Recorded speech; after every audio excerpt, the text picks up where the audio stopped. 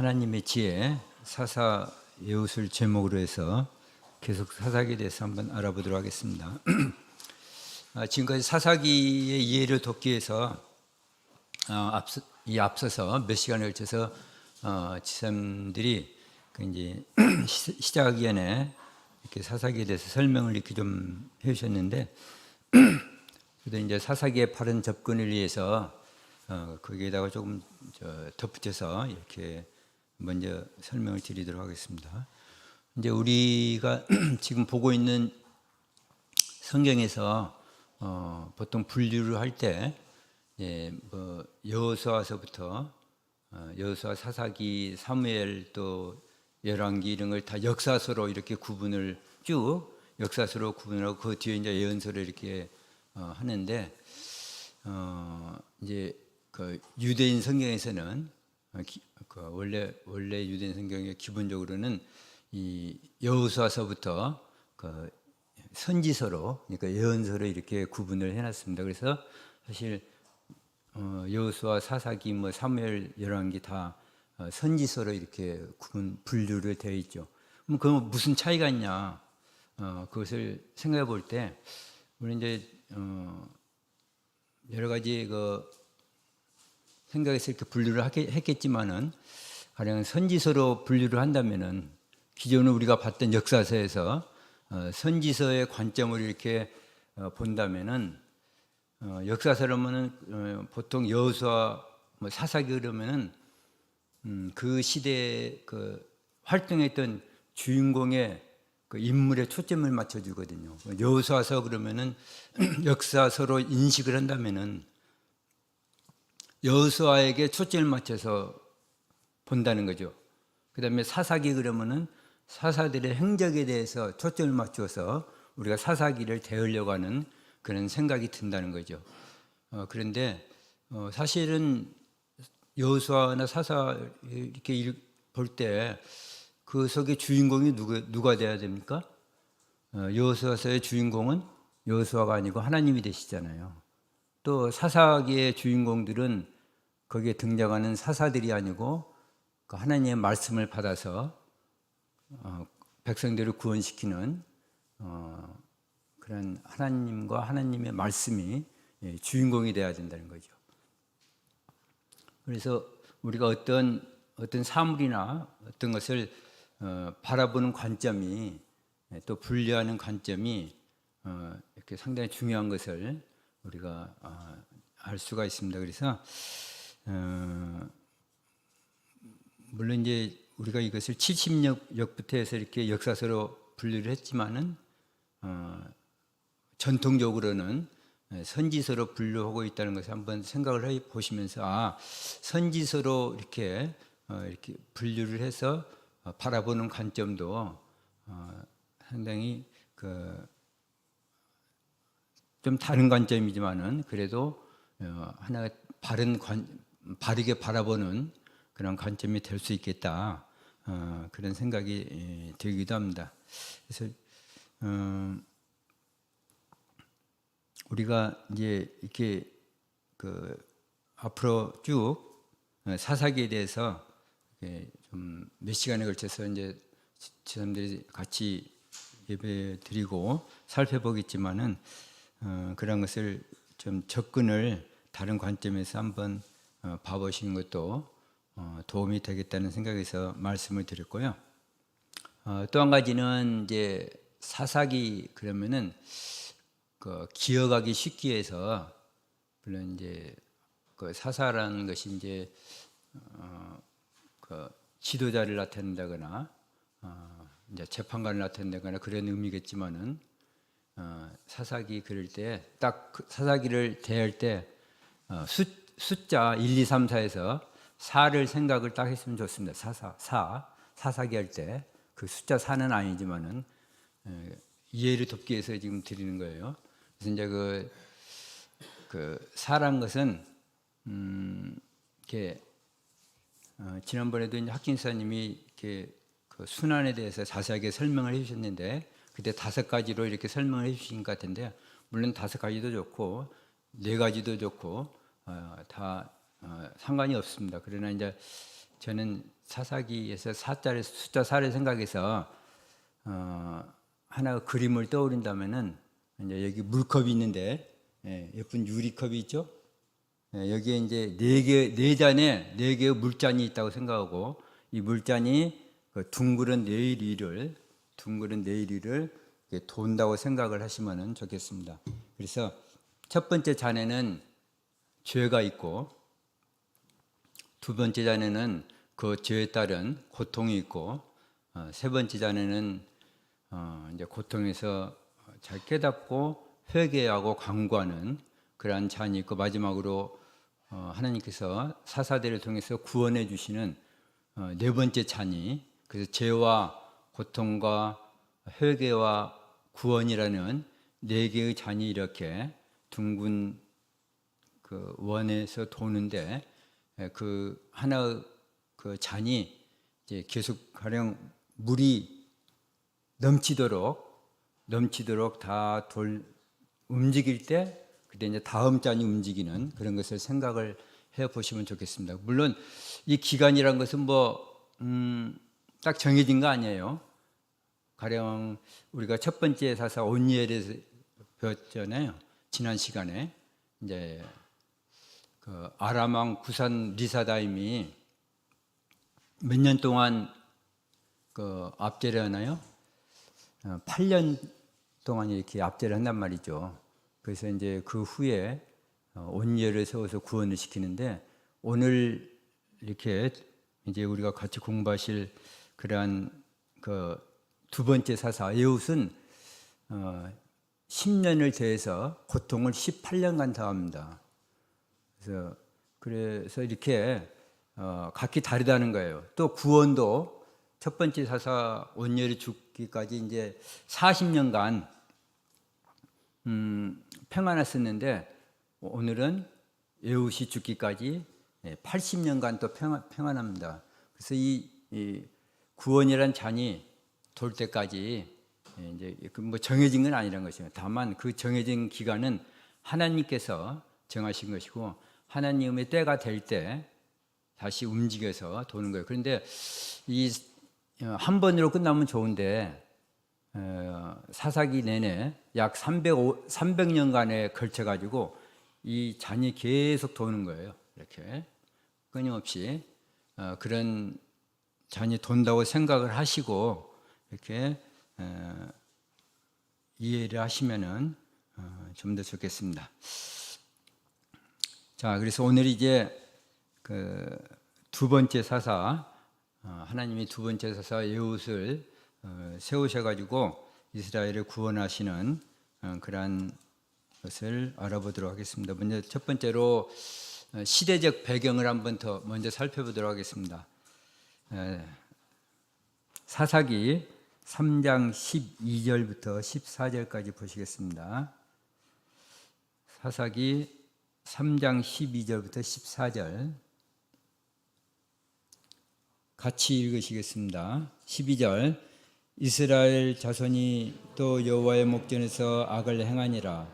이스라엘 자손이 여호와의 목전에 악을 행함으로 여호와께서 모압 왕 에글론을 강성케 하사 그들을 대적하게 하시매 에글론이 암몬과 아말렉 자손들을 모아가지고 와서 이스라엘을 쳐서 종려나무 성읍을 점령한지라. 이에 이스라엘 자손이 모압 왕 에글론을 18년을 섬기니라. 이렇게 해서 지금 이거 보면은 이스라엘 자손이 하나님 앞에서 악을 행해서 하나님께서 인근에 있는 모압 왕 에글론을 강성케 해서 쳐들어오게 만들죠.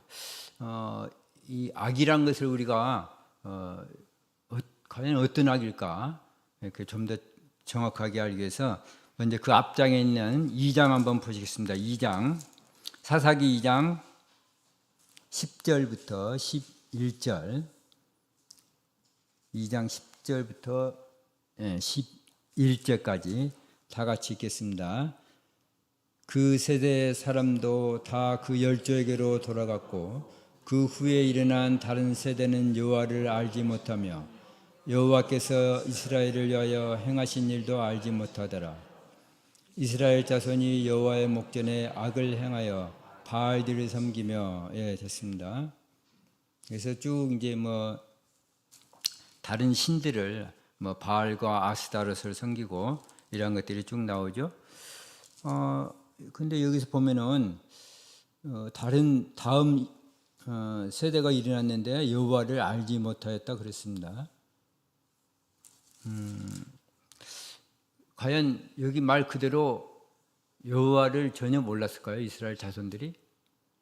그 당시에 그 여호수아서 보면은 여호수아가 죽고 같이 행했던 장로들도 죽고 그 후세대들은 여호와를 알지 못한다고 나왔거든요. 그런 표현을 썼는데 여호와를 알지 못한다고 하면 물론 실제로 경험은 못 해봤지만은 그래도 자기 부모나 이 윗대한테 하나님에 대해서 알고 모르게 많이 들어서 그래도 상당히 안다고 생각이 되는데 왜 알지 못한다는 이야기를 그런 표현을 썼을까 그런 생각을 이렇게 해봤을 때 저는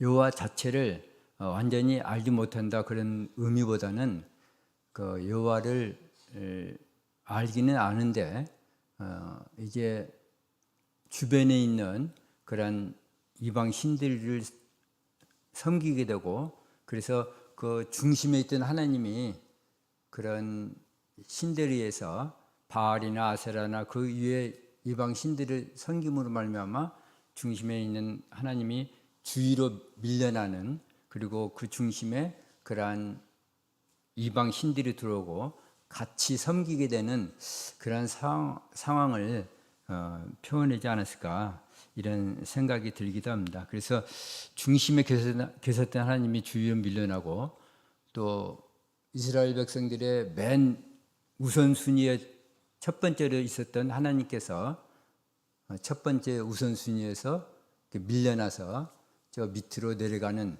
그러한 상황을 이런 표현을 썼을 것이다. 전혀 여호와 하나님을 전혀 모르는 상황은 아니었을 것이다. 이런 생각이 들기도 합니다.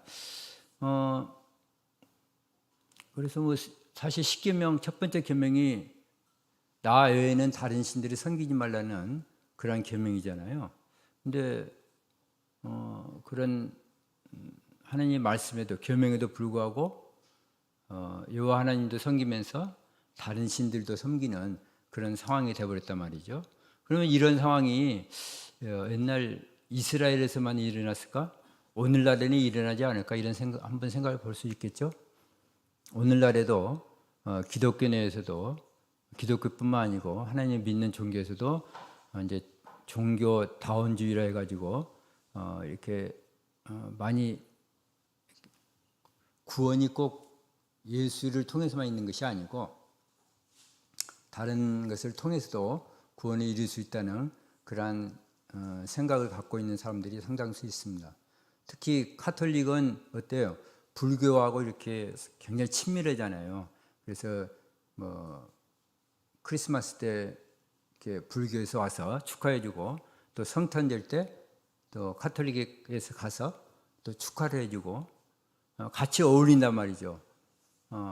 그래서 뭐 완전히 하나님도 섬기면서 부처도 섬기고 그 외에 뭐 여러 신들을 섬겨도 상관없다는 거예요.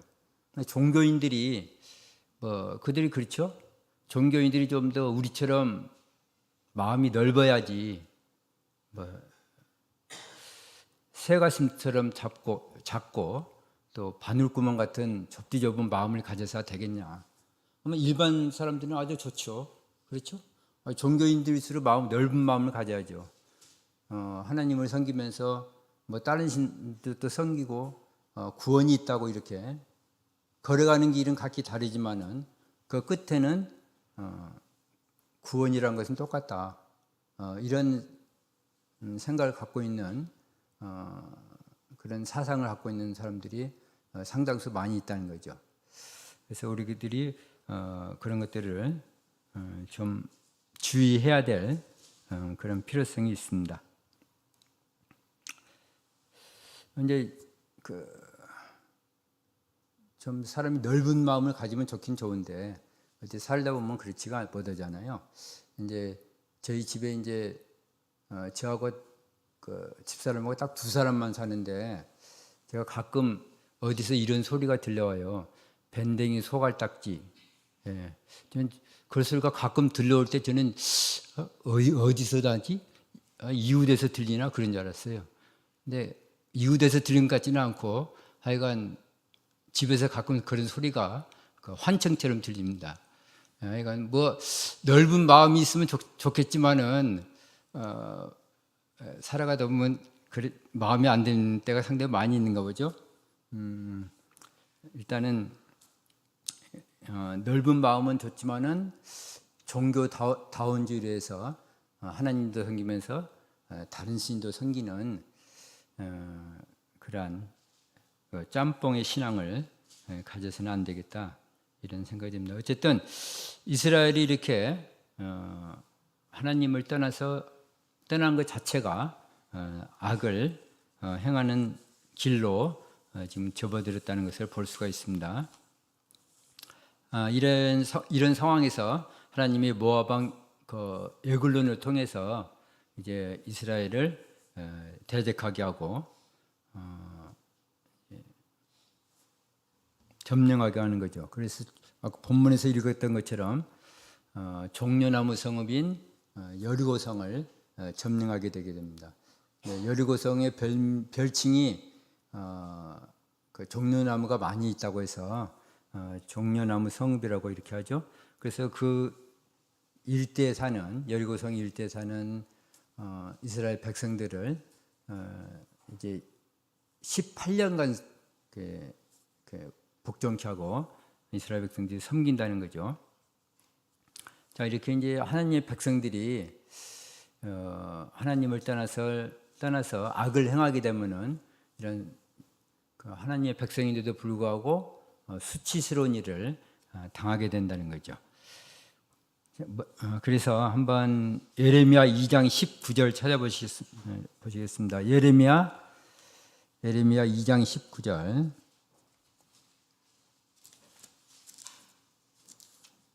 예레미야 2장 19절 말씀.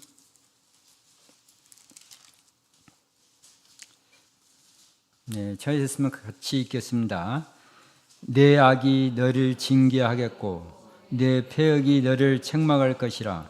그런즉 내 하나님 여호와를 버림과 내 속에 나를 경외함이 없는 것이 악이요 고통인 줄 알라. 주 만군의 여호와의 말이니라. 예. 그래서 여호와를 버리는 것이 또 경외함이 없는 것이 악이라고 했습니다. 그것이 고통인 줄 알라고 또한 했습니다. 그래서 이런 고통과 치욕스러운 일을 당하지 않기 위해서는 바른 신앙으로 우리가 하나님께 나아가는 그런 모습을 보여야 되겠습니다. 특히 모압과 암몬과 그러니까 모압 왕이 인근에 있는 이제 암몬과 밑에 있는 아말렉 족속을 모아가지고 함께 쳐들어왔단 말이죠.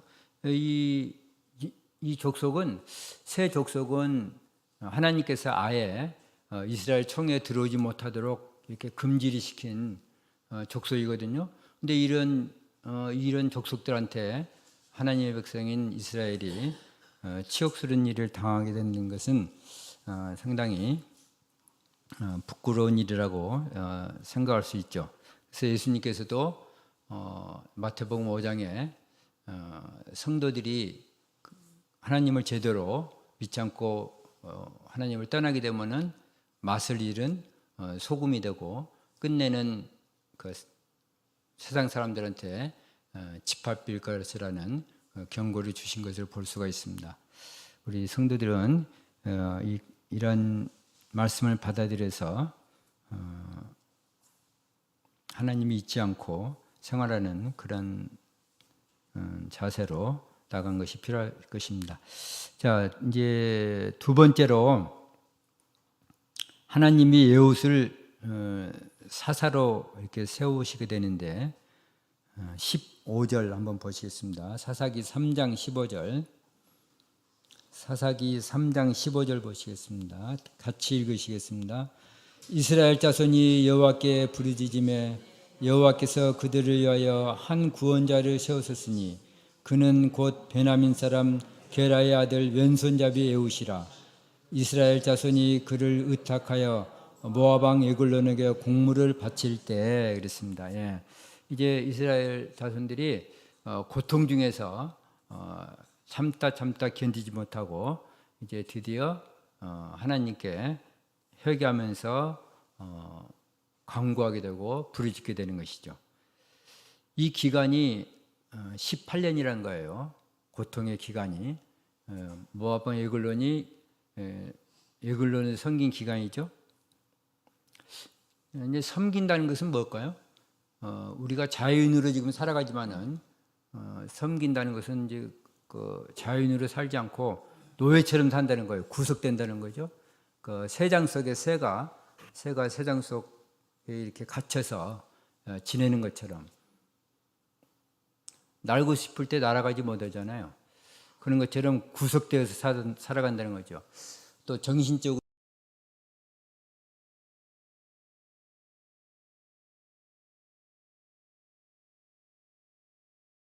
어려운 삶, 인간다운 삶을 살지 못하는 기간이 18년이 되는데 이 18년이 지나서야 이제 이스라엘 백성들이 고통을 받다 갑자기 어느 날 생각해 보니까 자기들이 하나님의 백성인 거예요. 하나님의 백성, 노예들이 아니고 하나님의 백성이라는 것을, 거룩한 백성이라는 것을 깨닫게 됩니다. 그래서 이제 회개하고 하나님께 간구를 하게 되는 거죠. 그래서 구원을 호소하게 되고 이렇게 된 거죠. 우리나라도 과거 거의 36년 가까이 일본 치하에서 식민 치하에서 지냈던 적이 있습니다. 사실 이제 굉장히 고통을 많이 겪었겠죠. 식민 시절을 겪으면서. 그래서 특히 많은 수탈을 당했는데 쌀이나 뭐 문화재 같은 거 이런 것들 그 위에 좋은 것들을 많이, 심지어 뭐 집도 좋은 곳 있잖아요. 집 커다란 건물이 있으면은 그 건축물을 그대로 그냥 떼다가, 그러니까 부분 다 떼서 가져가서 일본에다가 그대로 조립해서 짓는 거예요. 이런 식의 일들을 많이 했습니다. 그 다음에 문화재 반출 굉장히 많죠, 아직까지. 예, 이런 것들도 많고, 그 외에 뭐 우리말을 쓰지 못하게 한달지 얼마나 많은 고통을 당했을까, 이런 것들을 생각해 볼 수가 있습니다. 그런데 이제 아직도 지금 일부에서는 이런 일본인들이 우리 한국인들의 깊숙이 이 머릿속에 박혀두었던 그 식민사관을 아직도 머릿속에 갖고 있는 사람들이 있어요. 그래서 얼마 전 3.1절에 그때 세종시에서 어떤 교단의 목사가 일장기를 걸었잖아요. 태극기를 안 걸고 일장기를 딱 걸어가지고 굉장히 화제가 됐던 일이 있습니다. 나중에 나왔는데 길거리에 나와서 떳떳이 자기가 달았다고 하고, 또 뭐 소녀상 철폐를 해야 되고, 심지어 유관순 열사, 우리가 배울 때는 옛날에 유관순 누나였는데 유관순 열사도 허구의 인물이다. 이런 식으로 이제 주장을 하는 거예요. 아직도. 그래서 이런 사람들이 이제 완전히 세뇌가 당한 거예요. 식민사관에. 그래서 또 그런 사람들이 뭘 주장하냐? 식민지 근대화. 그러니까 일제가 우리나라 식민 통치를 통해서 이제 뭐 철도도 놓고 다리도 건설하고 여러 가지 문명을 혜택을 줬다는 거예요. 발전시켰다는 거예요. 그래서 식민지 근대화인데 이런 것을 주장하는 거죠. 근데 철도를 놓고 뭐 다리 건설하고 이런 것이 우리나라를 그 발전시키기 위해서 한 것인가요? 절대 그러지 않죠. 그 여러 가지 물자들을 일본으로 수송하기 위해서 빼가기 위해서 그런 것들을 놨다는 거죠. 그런 것인데도 불구하고 아직도 잘못된 생각을 갖고 있는 사람들이 상당수 있다는 것을 우리가 일단 볼 수가 있습니다. 자, 어쨌든 이렇게 피압제자가 되어서 고통을 당한다는 것은 굉장히 어려운 그런 일을 볼 수가 있습니다. 자, 이제 에훗이 하나님께 사사로 세우심을 받는 동안에 많은 이스라엘 백성들은 이제 자기의 잘못을 깨닫지 못하고 깨닫기까지 18년간 걸렸으니까 그 기간 동안에 이렇게 빠른 회개를 했어야 되는데 그러지 못하고 점점 더 악으로 빠져들어가는 그런 상황을 됐다는 거죠. 오랜 기간 동안 그렇게 완고한 모습으로 이렇게 살아갔었는데 사실은 우리가 출애굽 당시에 바로의 강팍한 마음에 의해 가지고 10가지 재앙을 점점 더 무거운 것을 가중해서 어려움을 겪었던 것처럼 이스라엘도 회개치 않고 있다가 점점 더 어려움을 겪게 되는 것을 볼 수가 있습니다. 오죽했으면은 하나님께서 이스라엘 백성을 어떤 별명을 붙여줬냐면은 목이 곧은 백성. 너희는 목이 곧은 백성이다. 목이 뻣뻣한 백성이다. 이런 것이 출애굽부터 신명기까지 거의 10번이 나옵니다. 모세를 통해서 모세야, 네가 이끌고 있는 이스라엘 백성은 목이 뻣뻣한 백성이야. 이런 식으로 해서 아예 하나님께서 이스라엘 백성들을 목이 곧은 백성이라는 별명을 지어주시고 있는데 어쨌든 상당히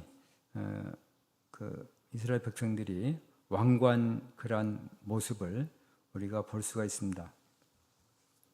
자, 우리는 이제 하나님의 징계를 어떤 상황에서든지 하나님의 징계를 믿음으로 받아들이고 우리가 속히 자백과 회개를 통해서 하나님의 긍휼을 구하는 자가 되도록 노력을 해야 되겠죠.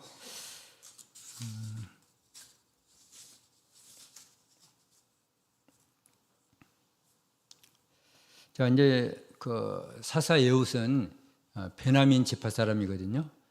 제 막내 아들 베냐민 지파 사람인데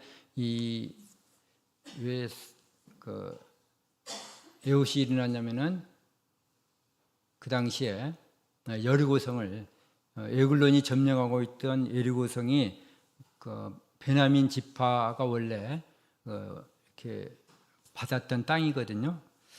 그래서 이제 아마 베냐민 지파 중에서 하나님께서 에훗을 선택을 하신 것 같습니다.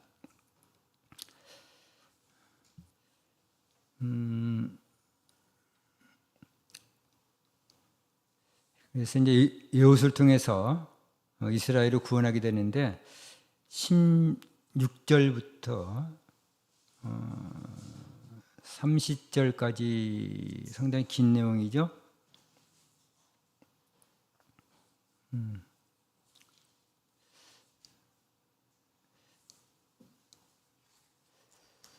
상당히 긴 내용인데 그 내용이 지금 이제 우리가 오늘 저녁에 살펴볼 그런 내용이기 때문에 약간 길어도 한번 교독에서 읽어보도록 하겠습니다. 6절부터 30절까지 제가 먼저 읽겠습니다. 에훗이 장이 한 규빗 되는 좌우에 날선 칼을 만들어 우편 다리 옷 속에 차고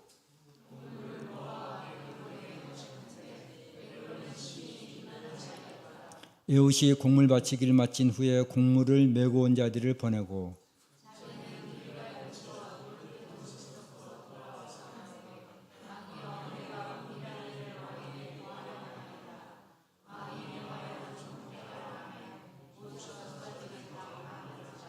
에훗이 왕의 앞으로 나아가니 왕은 서늘한 다락방에 홀로 앉아 있는 중이라.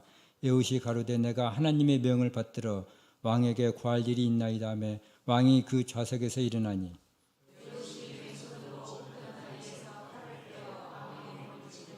칼자루도 나를 따라 들어가서 그 끝이 등 뒤까지 나갔고 그가 칼을 그 몸에서 빼어내지 아니하였으므로 기름이 칼날에 엉겼더라. 에훗이 나간 후에 왕의 신하들이 와서 다락문이 잠겼음을 보고 가로되 왕이 필연 다락방에서 발을 가리우신다 하고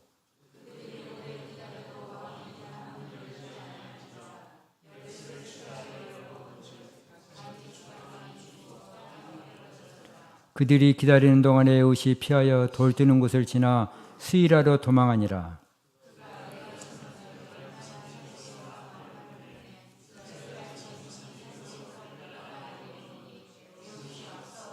무리에게 이르되 나를 따르라. 여호와께서 너희 대적 모압 사람을 너희의 손에 붙이셨느니라 하며 무리가 에훗을 따라 내려가서 모압 맞은편 요단강 나루를 잡아 지켜 한 사람도 건너지 못하게 하였고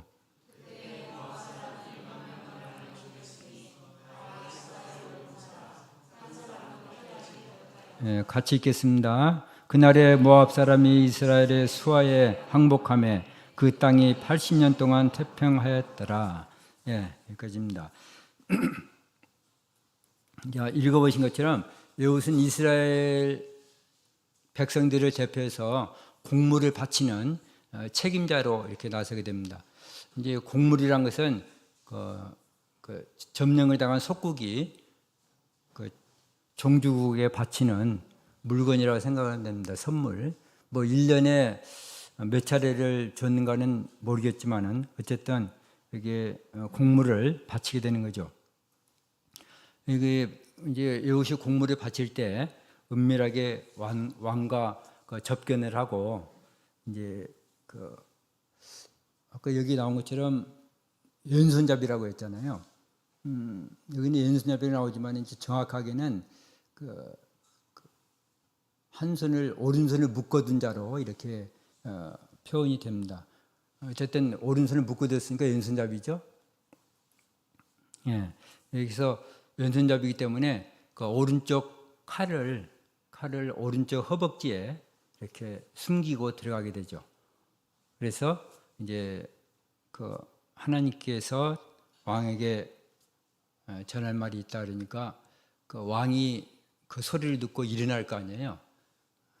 일어나니까 칼로 이제 허벅지에서 칼을 빼서 배를 찌르게 되죠. 그래서 이제 죽게 되는데 그리고 곧바로 문을 잠그고 다 못 들어오게 다른 부하들이 못 들어오게 알지 못하게 문을 다 잠그고 이제 에브라임 산지로 가서 나팔을 불어서 백성들을 모아서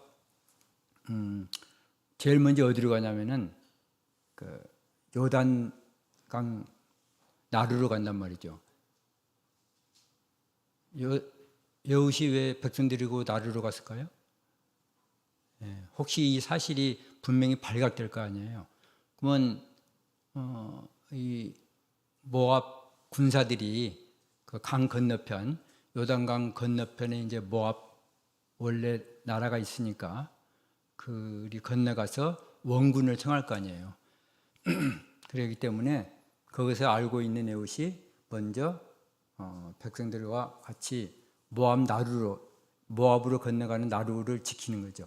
그래서 쏟아져 오는 모압 용사들을 아까 읽으신 것처럼 거의 10,000명가량을 다 용사들이라고 했는데 싸움을 잘하는 사람들이겠죠.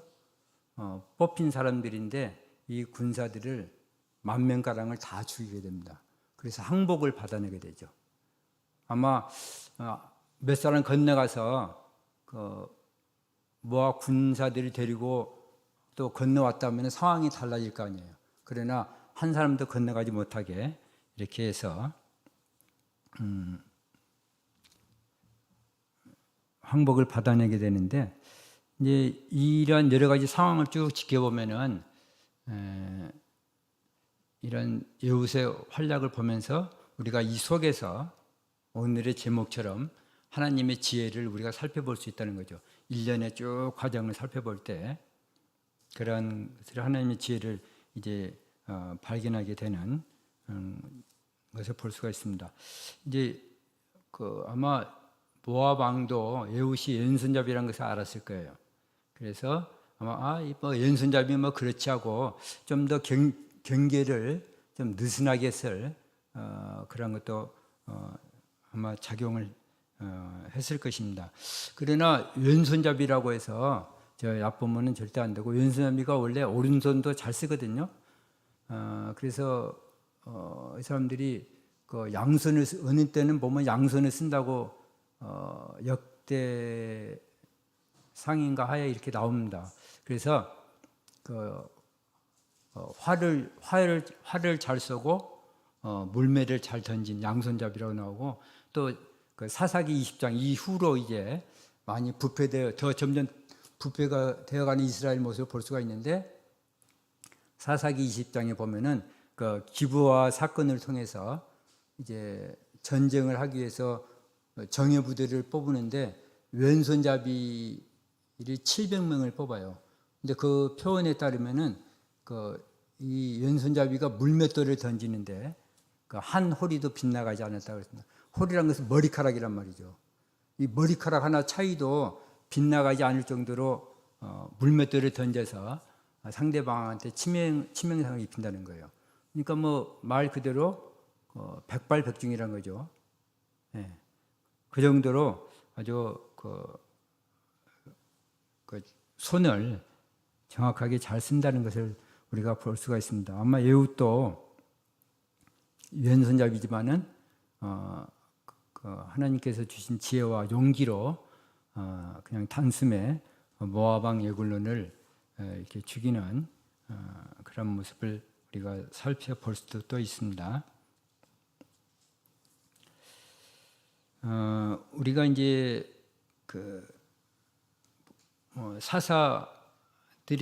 사사들의 일을 통해서 그 예수 그리스도를 예표하는 것을 우리가 이제 찾아본다고 이렇게 이야기를 하는데, 이제 그 사람들의 그 품성이나 여러 가지 그런 것들을 살펴보는 것이 아니고, 고통을 당하는 이스라엘 백성들의 그러한 모습에서 이렇게 일어나서 하나님의 선택을 받고 일어나서 구원을 해주는 것처럼 이제 하나님께서 우리 예수 그리스도를 통해서 우리를 죄에서 구원해 주시는 그런 것을 이렇게 그런 모습과 같기 때문에 우리가 사사들을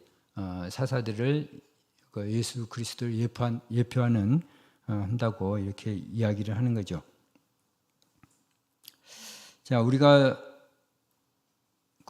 오늘날에도 우리 생활하면서 여러 가지의 마귀들의 교계를 이기기 위해서는, 또 각종 시험에서 이기기 위해서는 하나님의 지혜를 강구를 해야 되겠습니다. 야고보서 1장 5절 한번 보시겠습니다. 잘 아시는 말씀이죠. 야고보서 1장 5절.